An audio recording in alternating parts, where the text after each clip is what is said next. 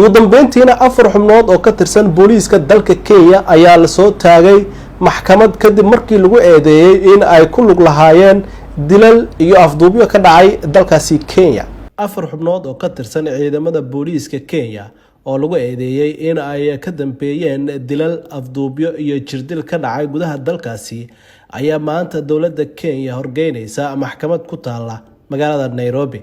waxay qayb ka ahaayeen koox gaar ah oo uu dhawaan kala diray madaxweynaha dalkaasi Kenya William Ruto iyadoo ciidamadaasi lagu eedeeyay dil aan loo meeldayn taas oo sanado badan socotay. falkii ugu dambeeyay ee lagu eedeeyay waxaa ka mid ah dil loo geystay 2 muwaadin oo u dhashay dalka Hindiya kuwaas oo la waayay halka jaan iyo cidhib ay dhigeen, waxaana markii dambe meedkooda laga helay meel kayn ah oo ku taala bartamaha dalka Kenya. saraakiishan ka tirsan ciidamada haatan la kala diray waxaa loo haystaa falal isugu jira dil, inay ku tagrifaleen awoodooda iyo shirqool ku aadan inay galeen dambiyo.